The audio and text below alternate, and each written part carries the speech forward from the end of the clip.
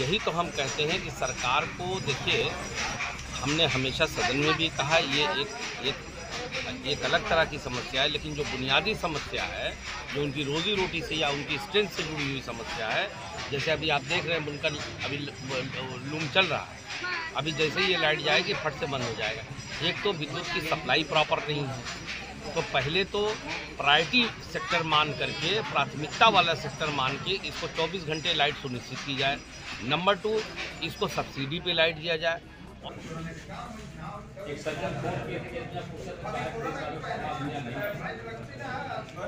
सीधे भारतीय जनता पार्टी और समाजवादी पार्टी के बीच में है, और अगर यूं कहूं मैं तो मेरा बड़बोलापन हो जाएगा कि किसी भी दल से आज की तारीख में समाजवादी पार्टी से कोई मुकाबला नहीं कोई टक्कर है। और यही नहीं, मुबारकपुर में ही नहीं, पूरे उत्तर प्रदेश के अंदर भारतीय जनता पार्टी कहीं समाजवादी पार्टी के मुकाबले में खड़ी नहीं है।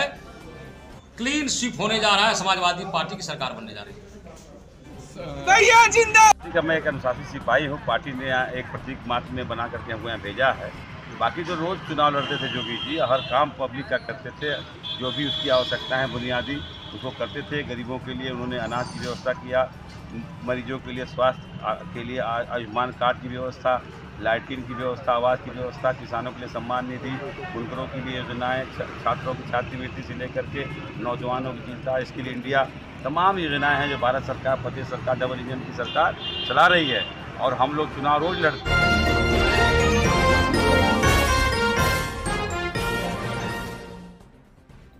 नमस्कार, यूथ कॉर्नर न्यूज़ चैनल में आपका स्वागत है। मैं हूं सुमैया अंसारी। बढ़ते हैं खबरों की तरफ।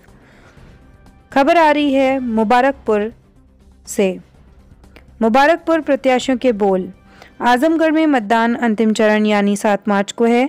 नामांकन प्रक्रिया पूरी होने के बाद सभी विधानसभाओं के प्रत्याशी चुनाव प्रचार में अपनी पूरी ताकत झोंक दिए हैं।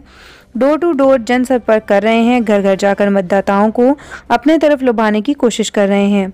एक एक वोट की कीमत को समझ रहे हैं। ऐसा होना भी लाजमी है, क्योंकि लोकतंत्र के ये महापर्व 5 साल में सिर्फ एक बार ही आता है। ऐसे में अपनी तरफ से कोई कोर कसर नहीं छोड़ना चाहते हैं। सभी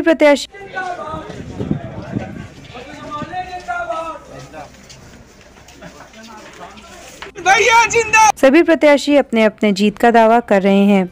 समर्थन अपने चहेते नेताओं के पक्ष में जिंदाबाद करते हुए टेम्पो हाई कर रहे हैं। यह सब नज़ारा आपको विधानसभा चुनाव में देखने को मिल रहा है। बात करें मुबारकपुर विधानसभा सीट की, तो मुबारकपुर को लोग रेशमी नगरी के नाम से जानते हैं। नगर पालिका क्षेत्र है, यहाँ बुनकर की संख्या ज़्यादा है। ज़्यादातर बुनकर साड़ियों को बुनते हैं और यही उनके इनकम का साधन है। इस बार मुबारकपुर विधानसभा का चुनाव दिलचस्प हो चला है, क्योंकि 2 बार के बसपा के टिकट पर विधायक रहे शाह आलम उर्फ गुड्डू जमाली ने बसपा का दामन छोड़ सपा से नज़दीकियां बनाई ताकि उन्हें पार्टी से टिकट मिल सके। लेकिन हुआ कुछ और ही। समाजवादी पार्टी ने अपने पुराने सिपा सलार अखिलेश यादव पर भरोसा जताया और उन्हें प्रत्याशी घोषित कर दिया। इसी बीच शाह आलम उर्फ गुड्डू जमाली को AIMIM ने अपना प्रत्याशी घोषित कर मुबारकपुर के मुकाबले को दिलचस्प बना दिया। अब गुड्डू जमाली मुबारकपुर विधानसभा क्षेत्र में डेरा डाल दिए हैं और गली गली लोगों से संपर्क कर अपने पक्ष में मतदान करने की अपील कर रहे हैं। साथ ही मुबारकपुर में विकास की गंगा बहाने की बात कर रहे हैं। सुनिए शाह आलम उर्फ गुड्डू जमाली ने क्या कहा। इसे बच्चा भर रहे हैं, चुनाव लड़ रहे हैं, और क्या स्थिति है, किससे टक्कर रही, क्या है? देखिए, मैंने नॉमिनेशन किया है और आप लोग ये भी सब जानते हैं कि ये मेरे 5वां दिन है प्रचार का, और माहौल आप लोग देख रहे हैं। तो सही बात यह है कि कोई टक्कर नहीं है, क्योंकि ये चुनाव मैं नहीं लड़ रहा हूँ, जनता लड़ रही है, और हम बड़ी मार्जिन से। डबल इंजन की सरकार है और बुनकरों की भी समस्या यहाँ पे है, तो किस एंगल पे काम होगा इस क्षेत्र में? देखिए, हमने हमेशा अपने क्षेत्र की भलाई और उसके डेवलपमेंट के लिए काम किया है। डबल इंजन की सरकार हो या 4 इंजन की सरकार हो, सबसे बहरहाल जो भी सरकार आएगी, जो भी परिस्थितियाँ बनेगी चुनाव के बाद, हम लोग अपनी जिम्मेदारी को पूरी ईमानदारी से निभाएंगे। सर, आपने कोरोना काल में काफ़ी इस क्षेत्र में मेहनत किया, लोगों को मदद की दिया, और तो क्या लोगों से उम्मीद करेंगे आप? देखो, बदले के लिए हम कोई चीज़ नहीं करते। उस वक्त जो मैंने किया वो मेरा कर्तव्य था, और मैं उसके बदले में ये नहीं कहूँगा कि मैं आज उसके बदले में कोई उम्मीद। मैंने उसके अलावा भी 10 साल अपनी जिम्मेदारियों का ईमानदारी से निर्वाह किया है, बीइंग ए पब्लिक रिप्रेजेंटेटिव। तो किससे फाइट आपकी रहेगी? मैं कह रहा हूँ कि मेरे से कोई नहीं लड़ पाएगा, दूरी बहुत गैप ज़्यादा है। सर, आप एक बात समझिए, ईमानदारी से आप घूमिए और खुद आप आकलन कीजिए। मैं नहीं रहूँगा, आप जनरल पब्लिक से पूछिए, तो आपको 5 दिन के प्रचार में इतना परिवर्तन लग रहा है। लोग तो 2-2, 4-4 महीने से प्रचार कर रहे हैं, और चूँकि मेरी परिस्थितियाँ थोड़ा बदली हैं, मैं एक नई जगह हूँ, तो ये चुनाव मैं नहीं, जनता लड़ रही है, और रोज़ ये चुनाव एक नया रूप लेता जा रहा है। अभी हमारे पास सुरेंद्र राजभर जी थे, जो भाजपा के सभी यहाँ के सदस्य हैं। अभी मुझे एक मीटिंग कराया है, उन्होंने अपनी पूरी फौज लेके कल वो उतर जाएंगे प्रचार में। तो ये जो जन समर्थन है, उनको यहाँ की जनता को ये लगता है कि मुझे यहाँ पे एज ए MLA रहना चाहिए। बाकी जो जनता का निर्णय होगा वो सराखों पे है, सर, लेकिन मैं ये मानता हूँ कि मेरी जीत बड़े मतों से है। सर, शिक्षा स्वास्थ्य पे क्या उन्होंने कहा? हाँ, शिक्षा पे तो मैं अब थोड़ा अभी बहुत जल्दी हो जाएगी कहना, वरना वो तो काम मैं अपने निजी तौर पे भी कर रहा हूँ। मैं एक स्कूल यहाँ पे CBSE बनाने जा रहा हूँ, जैसे चेक पोस्ट पे बना रहा हूँ, और उसके लिए बहुत कुछ काम कर लिया, ज़मीन भी एक्वायर कर ली गई। और स्वास्थ्य के लिए और शिक्षा के लिए तो मैं विधानसभा में कहता रहूँगा, ये प्राथमिकता है। यहाँ की बहुत बड़ी आबादी है, और यहाँ पे बेहतरीन हॉस्पिटल की ज़रूरत है। आवागमन की बात करें तो यहाँ की गलियाँ काफ़ी सकरी हैं, अक्सर जाम लग जाता है, उसको लेके क्या कहेंगे? देखिए, अब जो चीज़ पुरानी बस्तियाँ बस गई हैं, तो ये एक ऑनेस्ट स्टेटमेंट ये होगा कि वो घर गिरा के तो रोड चौड़ी होगी नहीं, लेकिन जो मेन मार्ग है, मुख्य मार्ग हैं, या जो मेन सड़कों से जुड़ने वाले मार्ग हैं, उसको चौड़ा कराने का प्रयास किया जाता रहा है, आगे भी किया जाएगा। सड़कों का कोशिश किया जाता है। अभी जैसे पीछे आप इसके जाइए, तो मैं तो यही, आप पूछ लीजिएगा गांव में, ये बहुत चौड़ी रोड है, लेकिन मुझे तो लगता है, मुझे किसी ने बताया था कि कम से कम 50 साल से वो ख़राब पड़ी थी, 1-2 साल से नहीं। और मुझे एक चचा कहने लगे मजाक में कि बहुत नेता आए गए और किसी ने नहीं बनवाया, लेकिन मैंने अपने MP MLA फंड से उसको बनवाया, और वो बन के अभी जब आप पीछे जाएंगे तो आपको चमकती हुई रोड मिलेगी। लगभग 40 लाख की लागत से बनी हुई है। हम लोगों की तो लिमिटेड निधि होती है, लेकिन चूँकि मुझे ये लगा कि यहाँ से 20 गाँव के लोग जाते हैं, और यहाँ से पूरा नेठी और गुजर पार सारे लोग जाते हैं, तो ये बहुत बड़ी आबादी का आवागमन है। सामने एक स्कूल भी है, तो इस रोड का बनना बहुत ज़रूरी है, बन गया। बुनकरों की समस्या है कि उनको यहाँ की पहचान नहीं, मिलकर यहाँ से काम करते हैं, उनको मुबारकपुर के नाम से नहीं जाना जाता है, बाकी बनारसी साड़ी के नाम से ही, तो यहाँ की पहचान कैसे? ये बात उनको सही है, क्योंकि जो साड़ियाँ बनारस में बिकती हैं, बनारसी साड़ियों के नाम से जाना जाता है, वो दरअसल उसका प्रोडक्शन यही होता है। यही तो हम कहते हैं कि सरकार को, देखिए, हमने हमेशा सदन में भी कहा, ये एक अलग तरह की समस्या है, लेकिन जो बुनियादी समस्या है, जो उनकी रोजी रोटी से या उनकी स्ट्रेंथ से जुड़ी हुई समस्या है, जैसे अभी आप देख रहे हैं बुनकर अभी लूम चल रहा है, अभी जैसे ही ये लाइट जाएगी फट से बंद हो जाएगा। एक तो विद्युत की सप्लाई प्रॉपर नहीं है, तो पहले तो प्रायोरिटी सेक्टर मान करके, प्राथमिकता वाला सेक्टर मान के इसको 24 घंटे लाइट सुनिश्चित की जाए।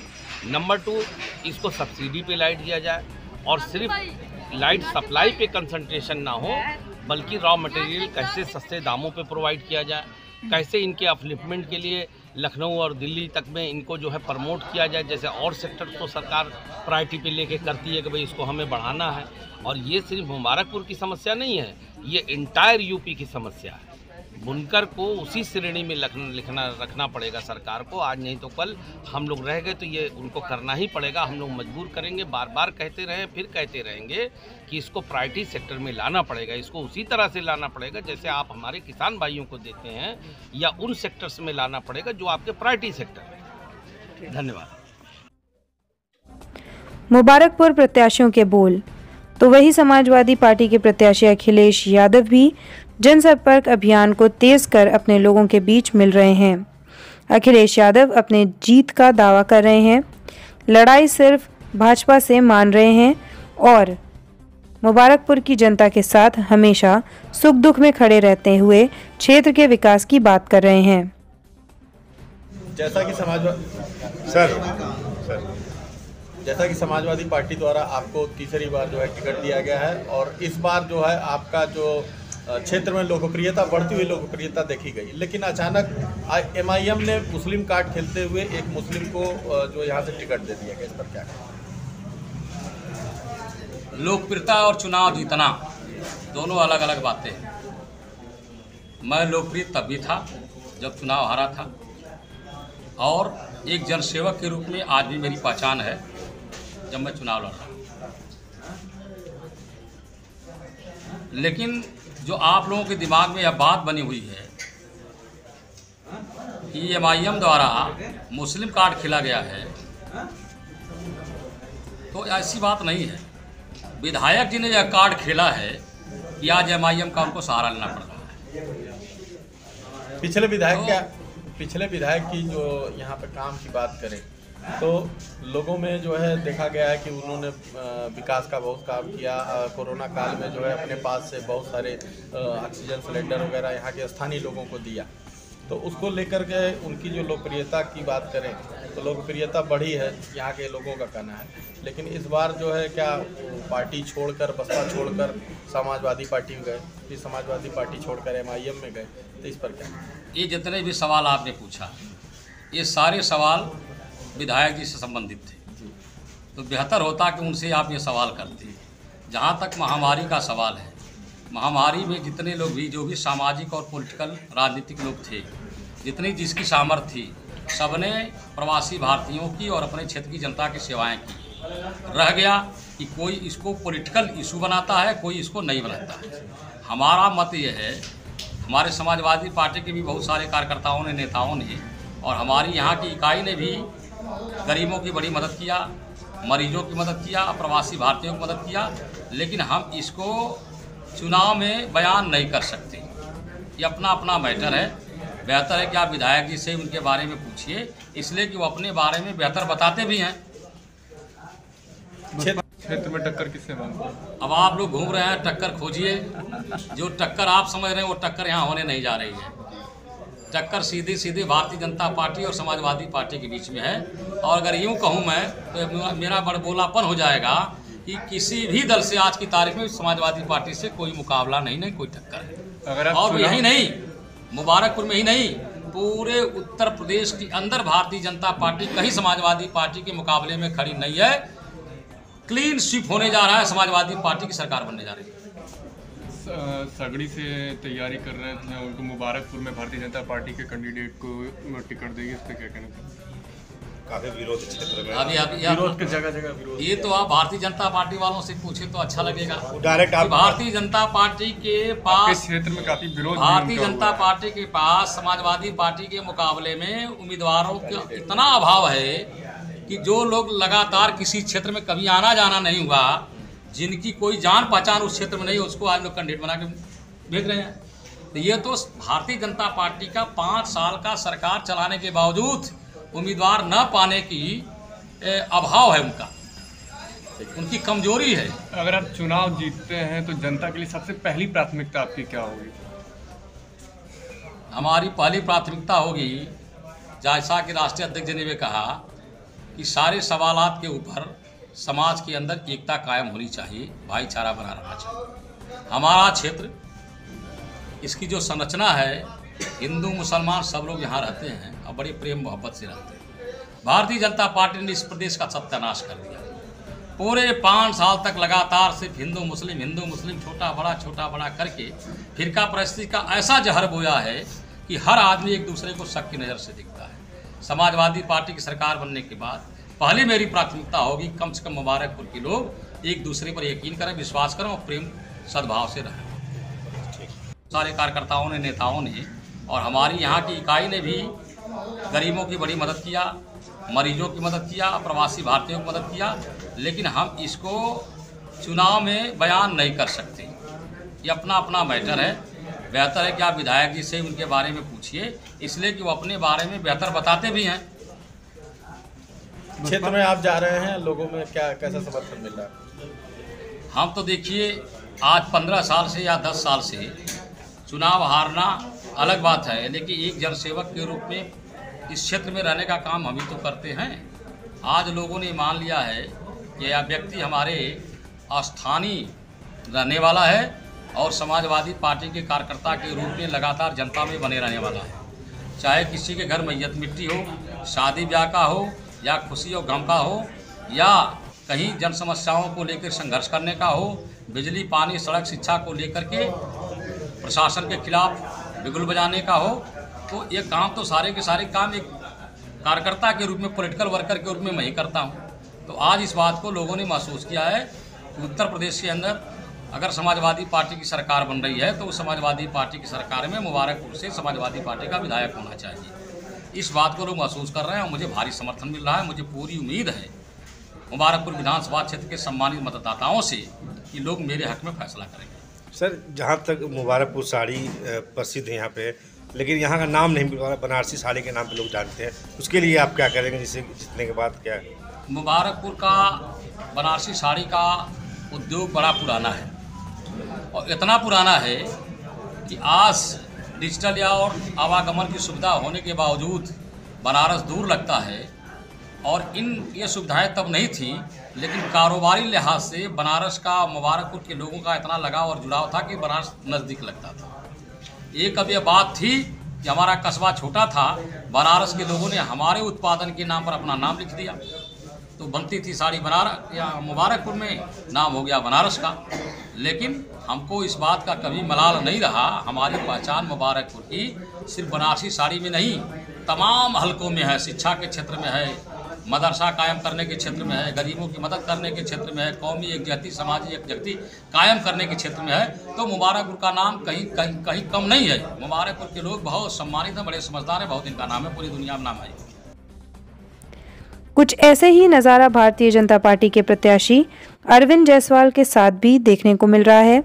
अरविंद जायसवाल इससे पहले सगड़ी विधानसभा से टिकट के प्रबल दावेदार थे, लेकिन ऐन वक्त पर पार्टी ने बसपा छोड़ भाजपा में आई पूर्व विधायक वंदना सिंह पर अपना भरोसा जताते हुए उन्हें टिकट दे दिया।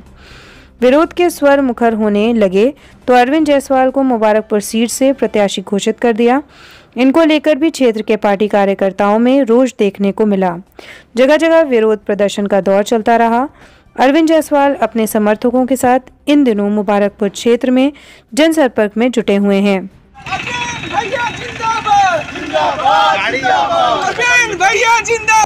हालांकि अरविंद जायसवाल के लिए मुबारकपुर की राह आसान नहीं है। फिलहाल अरविंद जायसवाल भाजपा और मोदी के नाम वोट मांग रहे हैं और कह रहे हैं कि भारतीय जनता पार्टी ने सभी वर्गों के लिए काम किया है, जनता उसी पर वोट करेगी। क्या कुछ कहा अरविंद जायसवाल ने, आप भी सुनिए। बहरहाल जो भी हो, सभी प्रत्याशी अपने अपने तरीके से मतदाताओं को लुभाने में लगे हुए हैं। अब देखना ये होगा कि जनता अपना आशीर्वाद किसे देती है। ये 10 मार्च को साफ हो जाएगा। ये खास रिपोर्ट थी आजमगढ़ से पद्माकर पाठक की। आज की खबर में बस इतना ही। ऐसी खबरों को देखने के लिए जुड़े रहें यूथ कॉर्नर के साथ। प्रत्याशी बनाया गया मुबारकपुर क्षेत्र से और कम समय मिला है, किस तरह की तैयारी आपने की है और कहाँ तक सहयोग लोगों को मिला? देखिए, हमारी पार्टी लड़ती है, व्यक्ति नहीं लड़ता है। समय का कोई मतलब नहीं है। दल अपना लड़ रहा है, दल के लोग लगे हुए हैं। हम तो एक प्रतीक मात्र हैं। चुनाव तो योगी जी लड़ रहे हैं, मोदी जी लड़ रहे हैं। काफ़ी कम समय है, आप बहुत कम समय में आपको जो है बड़ी जिम्मेदारी दी गई। देखिए, पार्टी का मैं एक अनुशासित सिपाही हूँ। पार्टी ने एक प्रतीक मात्र में बना करके हमको यहाँ भेजा है। बाकी जो रोज़ चुनाव लड़ते थे योगी जी, हर काम पब्लिक का करते थे, जो भी उसकी आवश्यकता है बुनियादी उसको करते थे। गरीबों के लिए उन्होंने अनाज की व्यवस्था किया, मरीजों के लिए स्वास्थ्य के लिए आयुष्मान कार्ड की व्यवस्था, लाइटिंग की व्यवस्था, आवास की व्यवस्था, किसानों के लिए सम्मान निधि, बुनकरों की भी योजनाएं, छात्रों की छात्रवृत्ति से लेकर के नौजवानों की चिंता, स्किल इंडिया, तमाम योजनाएं हैं जो भारत सरकार, प्रदेश सरकार, डबल इंजन की सरकार चला रही है। और हम लोग चुनाव रोज लड़ते हैं। चुनावी बेला है, लेकिन चुनाव हम रोज लड़ते हैं। मुबारकपुर विधानसभा में आप घूम रहे हैं, क्या कमियां दिखी जो पिछले भी विधायक? मुबारकपुर विधानसभा में गैर राजनीतिक व्यक्तियों का पदों पर आसीन होना ये दुर्भाग्यपूर्ण रहा। अगर गैर राजनीतिक व्यक्ति अगर पदों पर आसीन नहीं रहते तो जैसे जो आज मुबारकपुर सोने का चिड़िया की तरह चमकता। हमारी पार्टी तो एक तो उपहार पहले ही दे दिया यूनिवर्सिटी बना करके कि यहाँ के लोग जो है पढ़ाई के क्षेत्र में आगे बढ़ें, और दवाई की व्यवस्था हम लोग करेंगे चुनाव के बाद।